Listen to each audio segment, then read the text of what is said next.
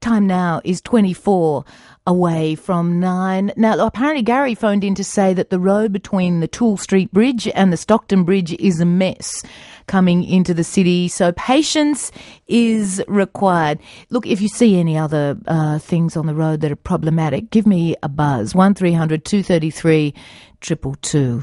1st of December is World AIDS Day, and for those of us who have not come close to the virus, I think it's always salient with these issues to actually speak to people who have, and that's Timpossible. He's a local man who's been diagnosed HIV positive a little over 12 months ago. Hey, Tim, you're a champion for agreeing to come in. Thanks for doing that. No worries, Jill. Do you want to talk about it, when you were actually diagnosed, how it happened? How it happened was probably around 2 years ago, which was the partner I had before I got tested. It was just a case of a broken condom, and that's how easy it is. I didn't know at the time that my partner had HIV. I don't know if he knew that he had HIV, but that's something. Had you talked about it? I mean, that rather sexually transmitted diseases, you must have, because you were using a condom. Well, I never really talk about it, but I do use condoms all the time. But that doesn't mean, I've had a few break on me over the years. So I guess it is something that people should talk about. They do say that to us, don't they? Especially the young folk. How old are you? I'm 27. Okay, so you then decided that you'd go and have a check. Did anything push you to do that? It was just a case of wanting to get back in the game, so to speak. And, I'd been a while without having any partners, so I thought I'd just go and have a check. And then my doctor took me aside and said, you've got HIV. Describe how you felt at the time. I was a bit of a shock. The feeling's kind of indescribable. It's almost like I couldn't feel anything for a really long time, almost like I was protecting myself from feeling that initial shock and all the feelings that have since kind of sunk in. And did you feel like it was a death sentence?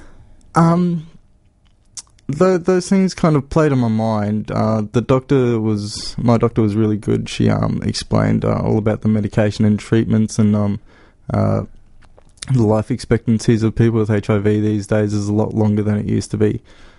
So it wasn't really a death sentence for me. It's more the social and emotional troubles that affected me more than the physical. Hey, let's just sort of go over that again. The prospect of becoming sick and possibly dying was less scary to you than the social stigma. Yeah. I don't get that. Well, it's hard to describe. I mean, everybody gets sick to some degree, and the doctors kind of made it sound like, I wasn't really going to get sick. So I guess that kind of didn't make me as scared as I would have been. Although I did grow up in the 80s where HIV was considered the big, silent killer. Yeah. Do you think that's dissipated that sense? I guess it's no longer part of the headlines, but I think it is still carried on through our culture and through people. Timpossible is my guest at 20 to 9 on 12:33 ABC Newcastle. You're 20, how old did you say you were again? 27. 27. You look pretty healthy, Tim. Are you on some form of program to fight this? I've only recently just started up on the medication for it. I was hoping that I could go for a while without taking it, because I'd heard from a few of my friends that they'd been able to go for years without needing to go on the medication. But health problems ensued a little earlier on this year. And what are those health problems that you actually are suffering as a result of it? Well, HIV does more than just attack your immune system. It can infect just about any cell in your body. And in my case, it was getting into my kidneys, and my own immune system was attempting to fix the problem, but making it worse by leaving deposits of white cells in my kidneys and doing quite a bit of damage in there. Did you feel sick from that? I didn't actually feel anything. They were, a bit sore, but it's hard to say. weather anything that I feel like I get symptoms from glandular fever a lot more than I used to nowadays. So I guess like it's hard for me to notice physical symptoms and physical side effects of HIV.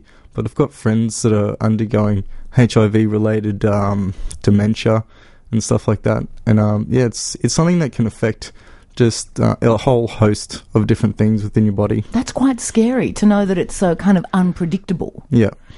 Is the medication that you're on helping those symptoms?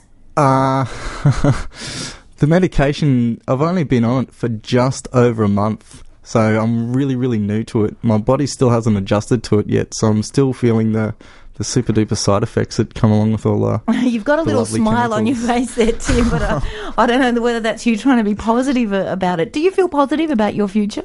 I do feel very positive about my future. Like, I know I'm more than the disease and the circumstances in which I got it, and I've got a really good support network of good friends and family, and they all believe in me and have a lot of faith in me.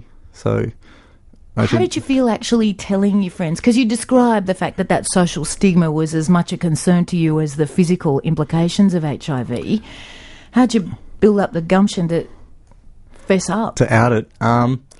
It was hardest coming out to my family. And when I first found out, I knew that there was no way I could possibly do it without their support.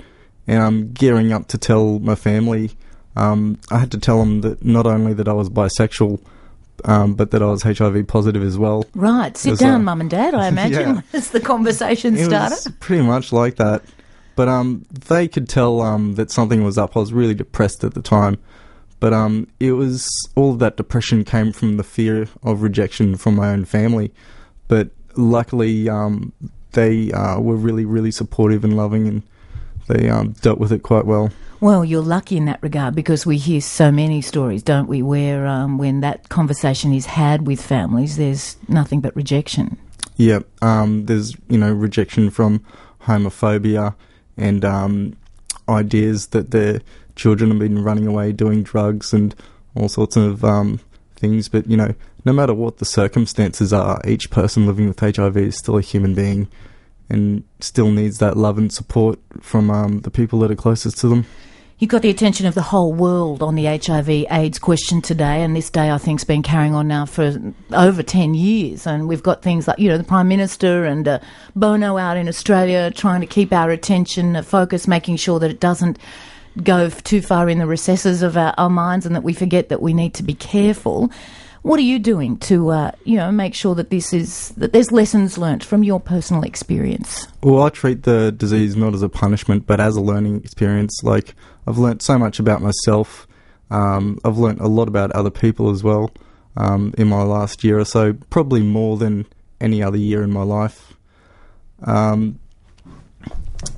It's a difficult question to answer. Like, my last relationship was with a HIV negative young girl, and she was very beautiful and we had the most beautiful and open and honest relationship you could possibly have. But a lot of fears came out during that time, and they were all my fears about possibly infecting my partner, and they were all pretty hard to deal with. You feel you're a stronger person for getting through all of that? Yeah. You're definitely. An artist, and you've got an event on this week? Well, I don't have an event on this week. It's Karuma, which is the Positive Living Centre here in Newcastle, is having a fundraiser event on Friday at the Gateway Hotel. They're a organisation that provides peer support for people with HIV, and helping us to connect with each other so we don't feel like we're in this boat alone. If anyone wants more information, don't hesitate to give me a call. We'll hold the details here at 12:33. You're brave for coming in. Look after yourself, Tim. Thank you. Really appreciate you coming in. Timpossible on World AIDS Day on 12:33.